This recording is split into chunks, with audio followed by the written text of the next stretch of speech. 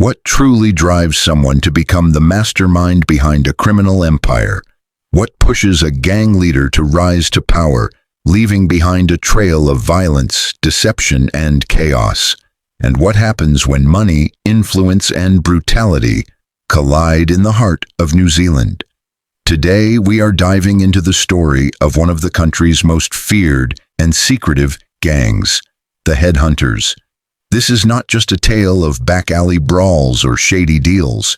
It is a deep and disturbing look into a group that ruled through intimidation, influence, and absolute control. At the top were men whose names still send chills down spines. You may think you know the story, but the truth is far more complex and unsettling. It begins with Wayne Doyle, the original boss behind the gang's East chapter. For years, he operated quietly behind the scenes. No flashy headlines, no social media attention, just a calm, calculated leader who transformed the gang into a powerful criminal operation. Under Doyle's leadership, the Headhunters did not just expand, they took over. Drugs, violence, money laundering. If there was profit to be made, they were involved. Then there was William Bird Hines, a name linked to some of the most brutal crimes in New Zealand. He was not just an enforcer, he was running large-scale methamphetamine laboratories, flooding communities with drugs while making millions. Out west, David Dunn wore the president's patch. His chapter showed no restraint, pushing deeper into drugs, weapons, and ruthless power plays that blurred the line between criminal activity and law enforcement influence. That line became even thinner with Terrence McFarland. Feared for his efficiency and brutality, he was also linked to corrupt police officers, giving the gang a dangerous advantage. When protection comes from inside the system, who is left to stop you? In Wellington, Gavin Johnston also played a key role. While his legacy is still debated, there is no question that he helped expand the Headhunters' reach across the country. These men were not simply riding motorcycles or getting into street fights. They built something far more sophisticated, a nationwide criminal network hidden behind legitimate businesses and operating like a corporation. Every violent act, every drug deal, every dollar earned was part of a larger strategy. What makes it truly chilling is how far their influence reached. It was not limited to the streets. Their grip extended into systems designed to protect the public, including law enforcement, politics, and financial institutions. This was not chaos or luck. It was planning, power, and protection that came at a high price. Some of their most serious crimes were not ignored by accident. They were quietly overlooked. Why? Because the gang had connections in high places. Money talks. And when you know how to hide it, clean it, and make it appear legitimate, you have already won half the battle. These men were not just gangsters. They were businessmen, the CEOs of an underworld empire. While the public focused on street violence and dramatic headlines, the Headhunters were building something massive, hidden in plain sight. Wayne Doyle's rise was not built on brute force alone. It was built on strategy.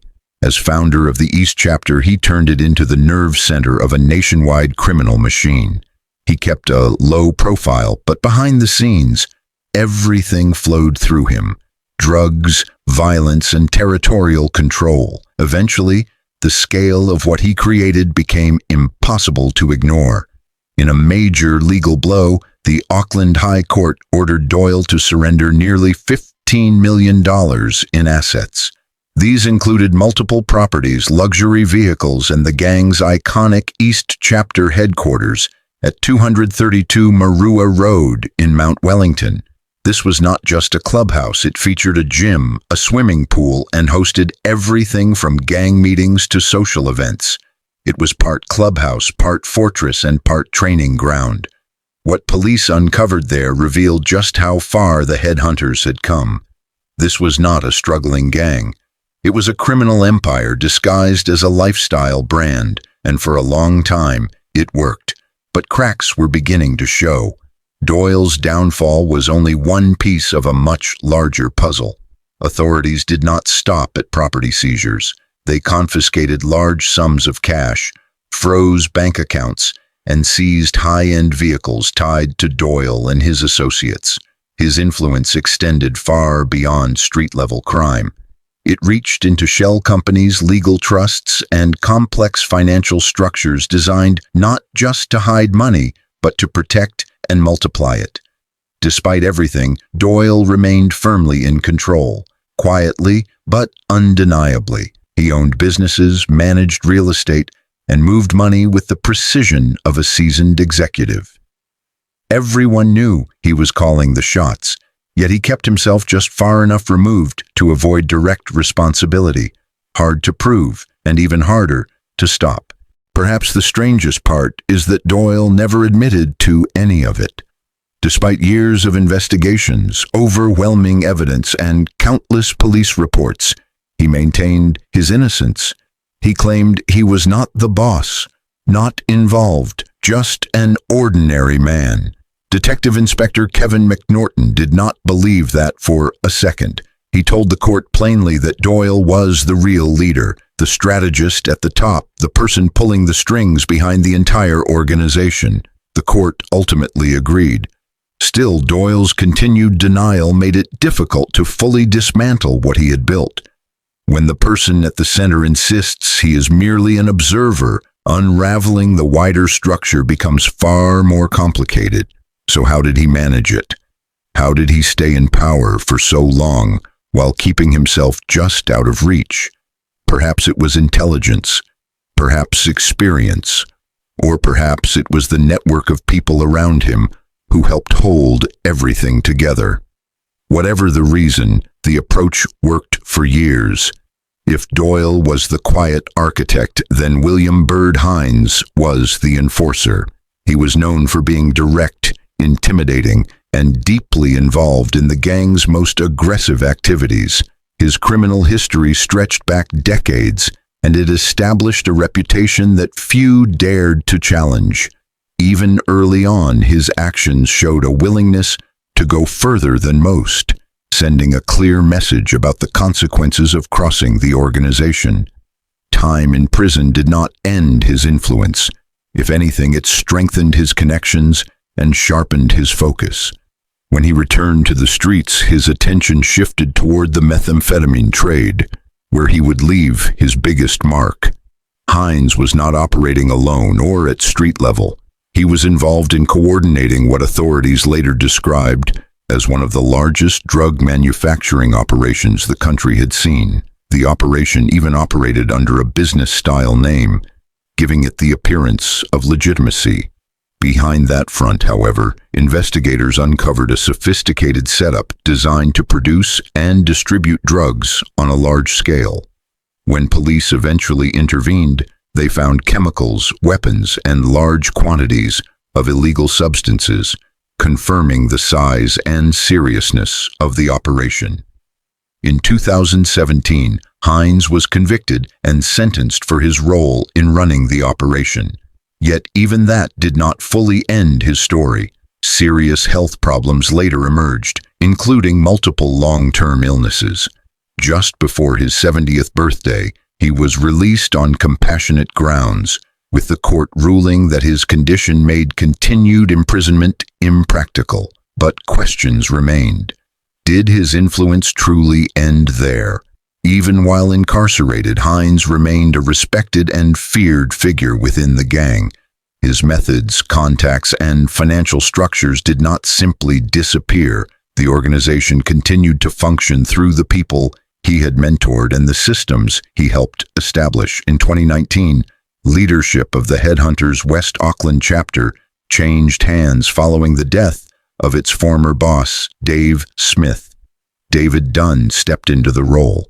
He was no newcomer to criminal activity, but under his leadership, the chapter expanded aggressively, particularly in the drug trade.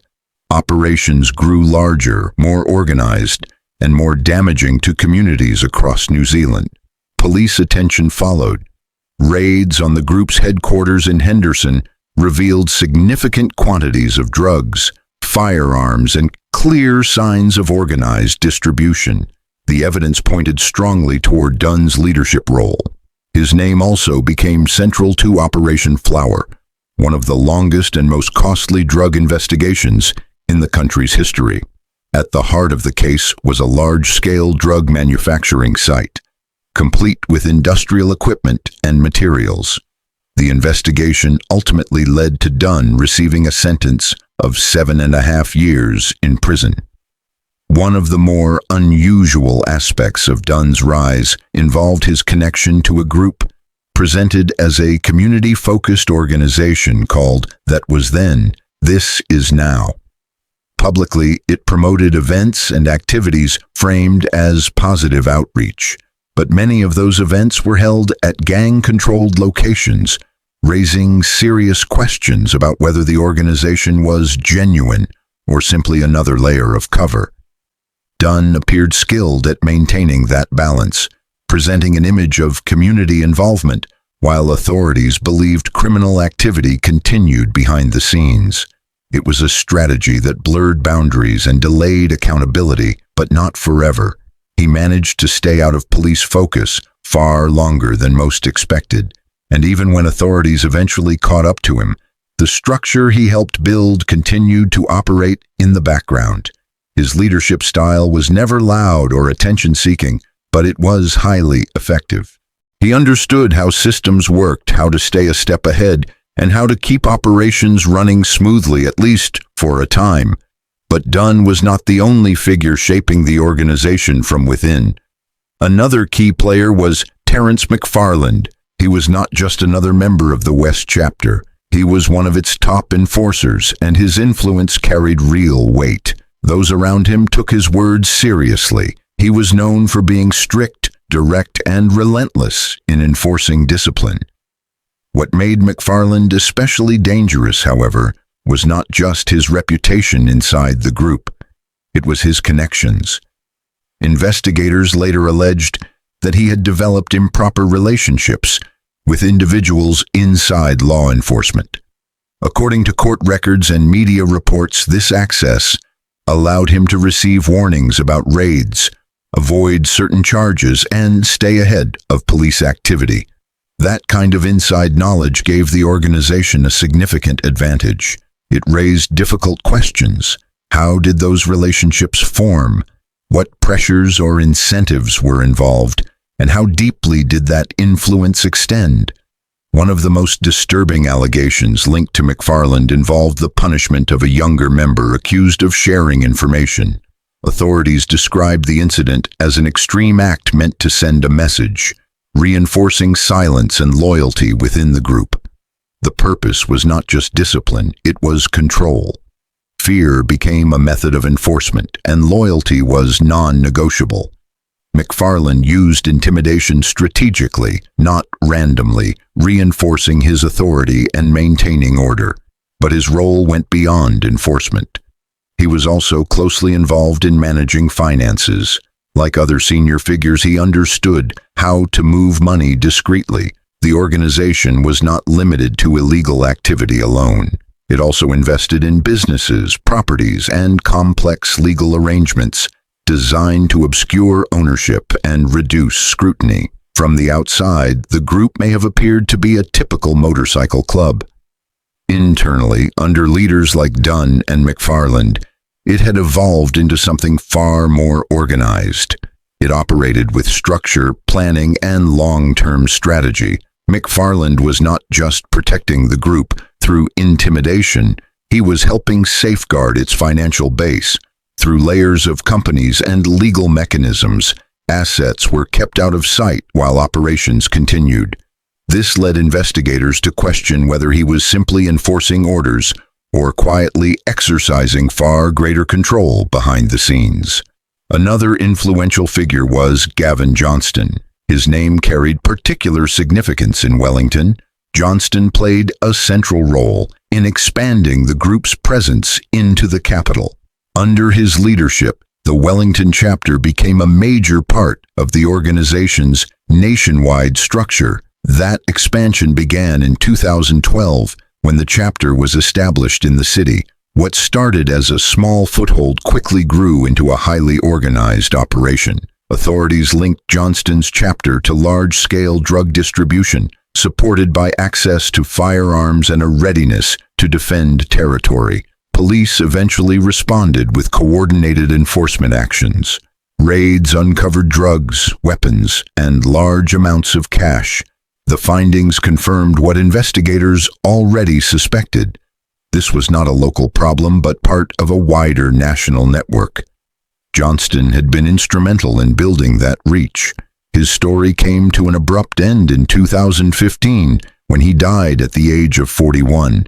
While his death closed one chapter of the group's expansion, it did not erase the systems he helped put in place. His influence remained embedded in the organization's structure.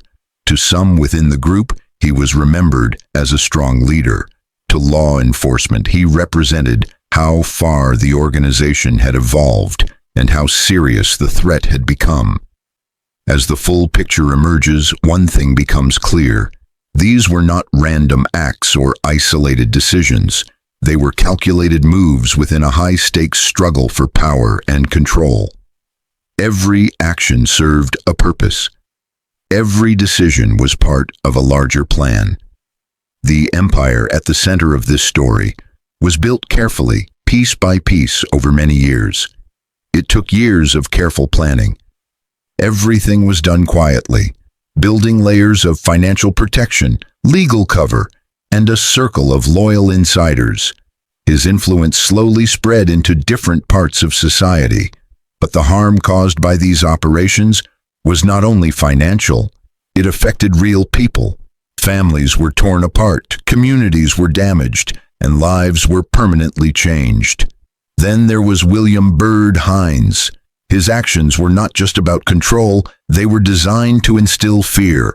His leadership relied on intimidation and psychological pressure, treating people as tools rather than individuals.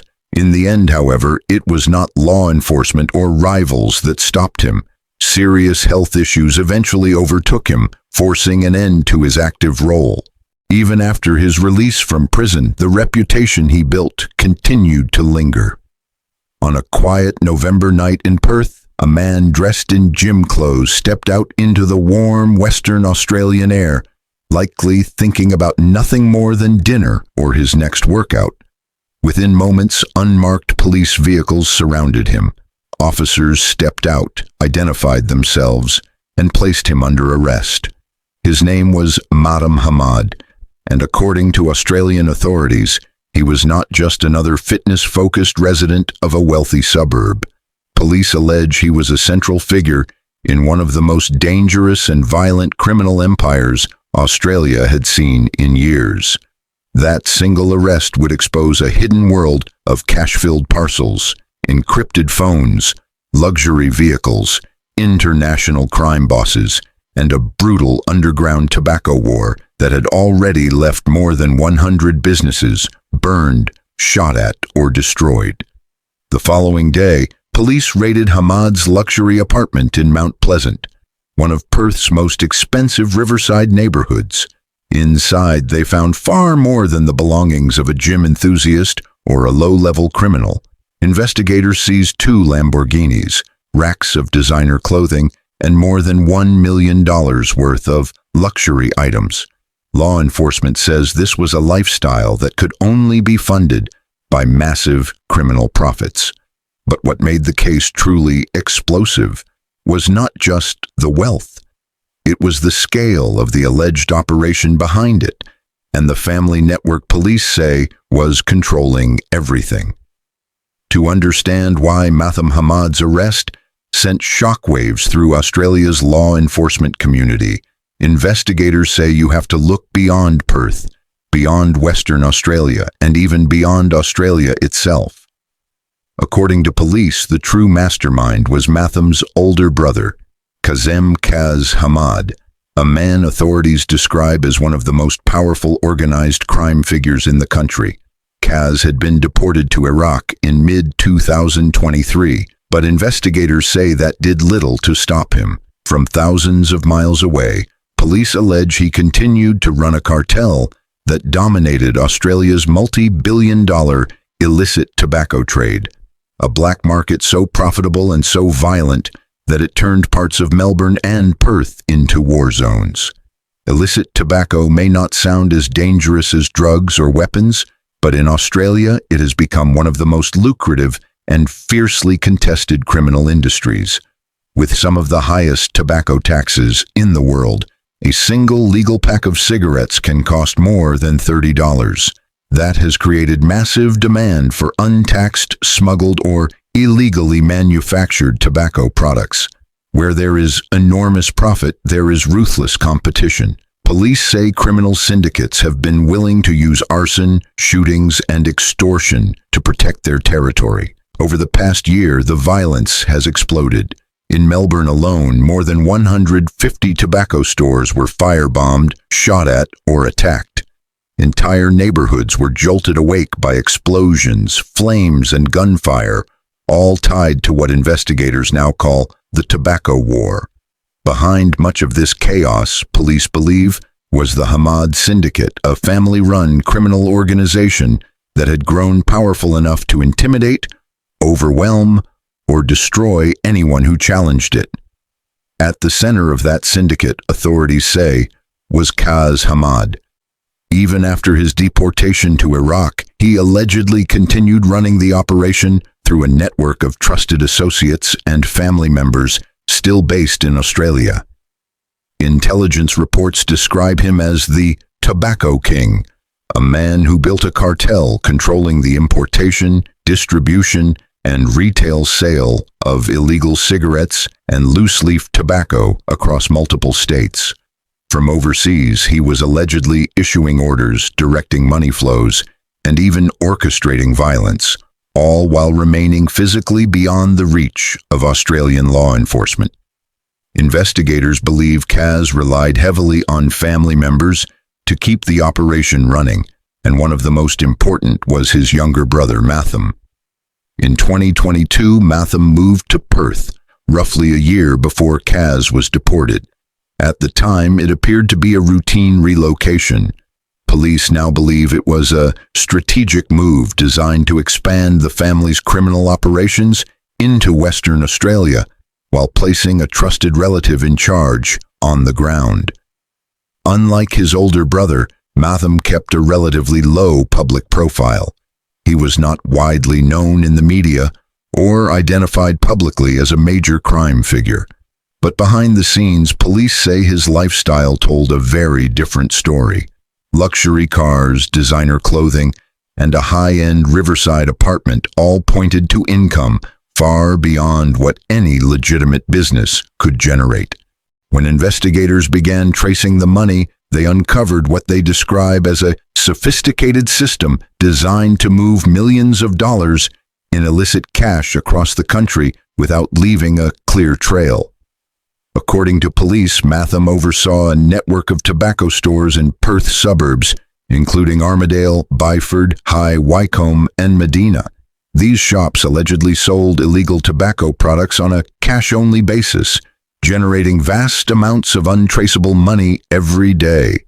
But cash sitting in a register is useless to an international criminal organization. It has to be moved, hidden, and converted into usable funds. Investigators allege that Maytham was responsible for collecting that cash and arranging its transfer across state lines using nominee bank accounts, encrypted messaging apps, and even the postal system. The money was allegedly sent to Victoria, where it could then be funneled overseas to Kaz Hamad in the Middle East. Between August and September alone, police claim that 45 parcels were sent from Western Australia to Victoria, each containing between $155,000 and $220,000 in cash. By the time investigators uncovered the operation, authorities estimated that more than $8 million had been moved through this system. It was a staggering sum, all generated through illegal tobacco sales. As the money moved, so did the violence. In Perth, a surge of arson attacks and firearm incidents targeted tobacco stores between July and August, closely mirroring the chaos that had already consumed Melbourne. Buildings were deliberately set on fire, storefronts were sprayed with bullets. In one incident, CCTV footage captured a man ramming a vehicle into a tobacco shop before setting it ablaze. Police say these attacks were not random. They were part of a calculated campaign to intimidate competitors and secure control over the black market tobacco trade in Western Australia. Western Australia's police commissioner publicly stated that he believed Kaz Hamad was attempting to expand his monopoly into the state, and that the violence was directly linked to that expansion. For law enforcement, it became clear that the same criminal forces destabilizing Melbourne's tobacco market were now pushing west. Authorities allege that Maytham Hamad was the person making that expansion possible on the ground. All of this led to Operation Charger, a joint investigation involving Western Australia Police and Victoria Police's Luna Task Force, a unit specifically focused on the illicit tobacco trade. As detectives followed financial trails, monitored communications, and tracked shipments, they began to uncover the true scale of what they describe as the Hamad operation, a family-run criminal enterprise spanning multiple states and reaching as far as the Middle East. By November, investigators were ready to move. On the night of November 19th, Maytham Hamad was arrested as he left his gym. The following day, police searched his home and seized luxury vehicles, designer goods, and other assets they allege were purchased with the proceeds of crime. Maytham was charged with knowingly dealing in proceeds of crime valued at more than $1 million between February and September, although police say the true figure was significantly higher, and that, authorities say, was only the beginning. At the time of his arrest, Maytham was already out on bail, facing 9 additional charges related to dealing in the proceeds of crime and possessing prohibited tobacco products. Those earlier allegations involved activity across multiple towns in Western Australia, highlighting just how extensive his alleged network had already become. As Maytham was taken into custody, police made it clear they believed this was not an isolated arrest, but the first visible fracture in a much larger criminal structure. Investigators continued working to access encrypted devices, trace money flows, and identify other members of the syndicate. In Victoria and South Australia, police executed raids on 18 properties, seizing illegal cigarettes, loose-leaf tobacco, vapes, cash counting machines, dozens of mobile phones, and vehicles valued at hundreds of thousands of dollars. Authorities say all of it was linked to the same criminal enterprise. But the most concerning element of the case may not be what happened inside Australia. It is what police believe is still happening overseas. Despite his deportation, Kaz Hamad is accused of continuing to direct the entire operation from Iraq, allegedly using the money Maytham helped launder to keep the cartel functioning. Some intelligence assessments have even suggested potential links between Kaz Hamad's activities and international political figures, raising the unsettling possibility that this tobacco war extended far beyond the criminal underworld. As Maytham Hamad remained in custody awaiting a bail hearing, investigators were racing to determine just how far the Hamad syndicate had reached. What they were uncovering was not simply a collection of illicit tobacco shops and bags of cash. It was a system that closely resembled the structure of drug cartels and traditional mafia organizations, a network of money handlers, front businesses, and enforcers capable of continuing operations even if one key figure was removed. That is what made the Hamad case so alarming. Authorities were not confronting a single offender, they were confronting a machine. One of the most troubling aspects of the investigation was how organized and deliberate the operation appeared to be. Police believe Kaz Hamad had constructed a framework that allowed him to control large parts of Australia's illicit tobacco market from overseas. Rather than managing operations directly, he allegedly relied on trusted relatives and lieutenants to move money, oversee retail outlets, and coordinate logistics, while he remained safely beyond the reach of Australian authorities in the Middle East.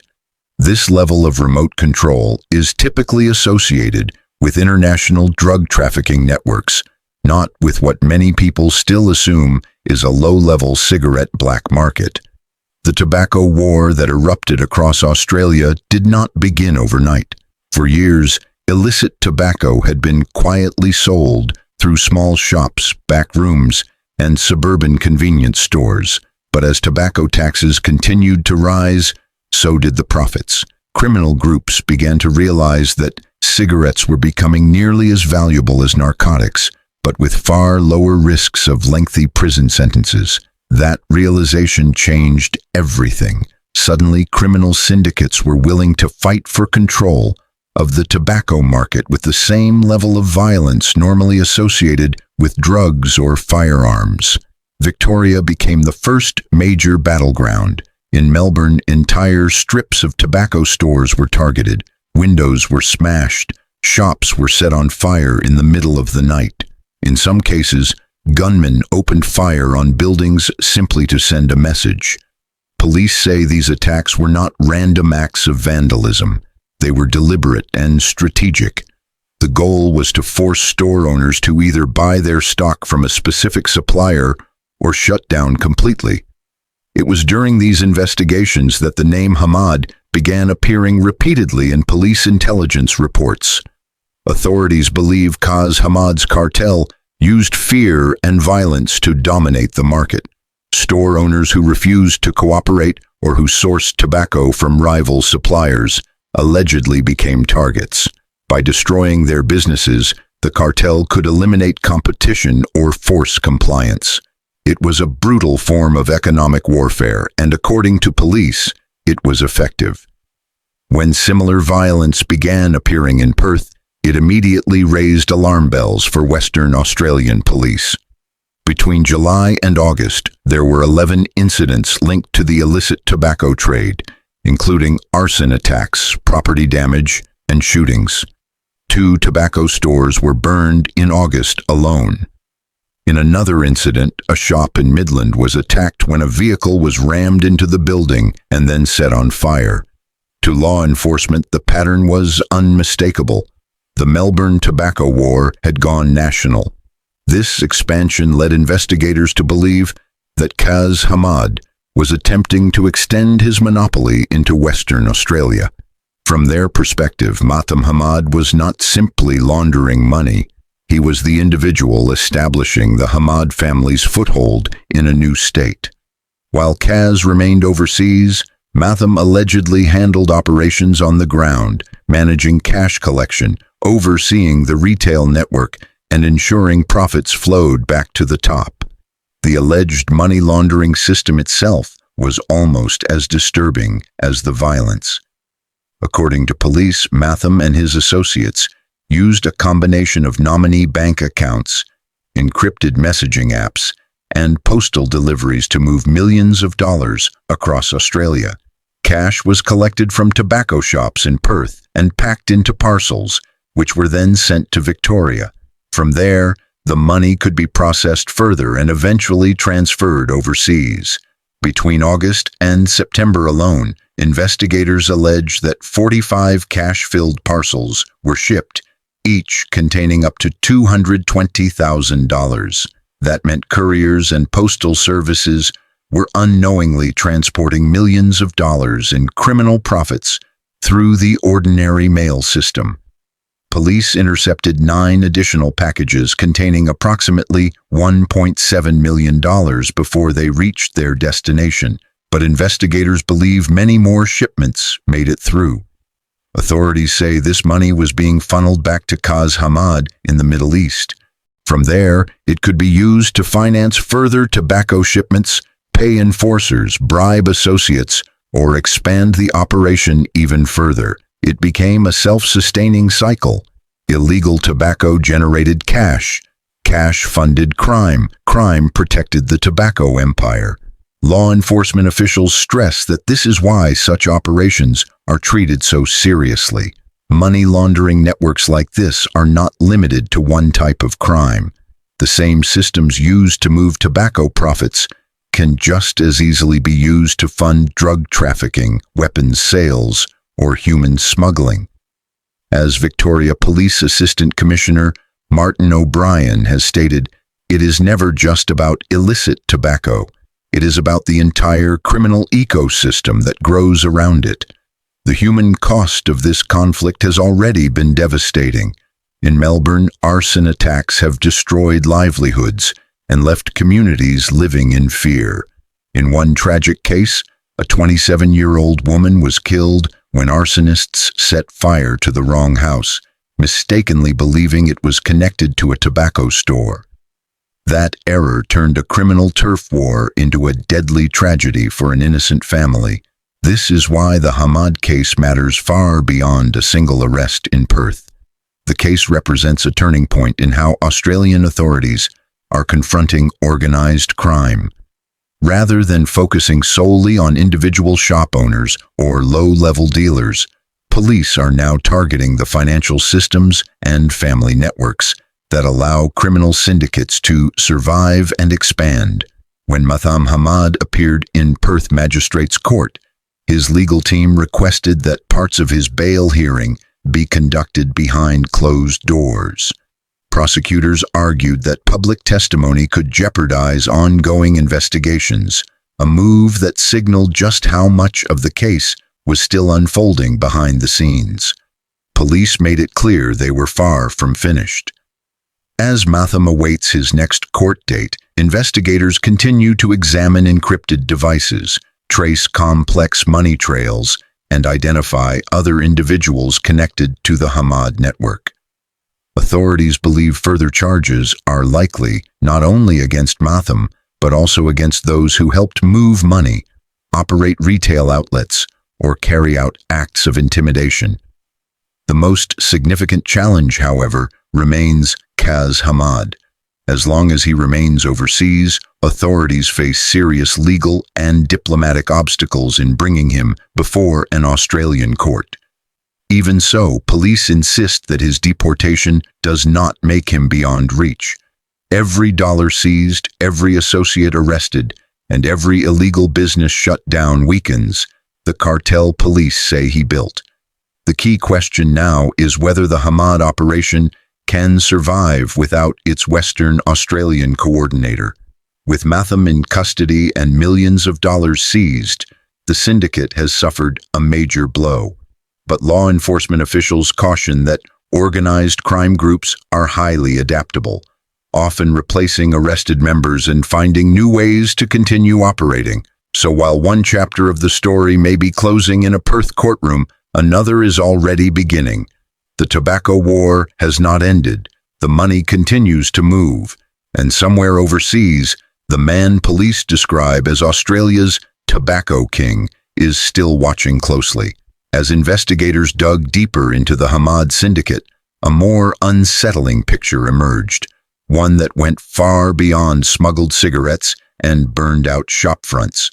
What police say they uncovered was the blueprint of a modern criminal cartel built on family loyalty, intimidation, and financial secrecy. This was not chaos, it was structure. At the top of that structure, authorities allege, Kaz Hamad continued issuing orders from thousands of miles away. One of the most alarming aspects of the case was how effectively the syndicate insulated its leadership.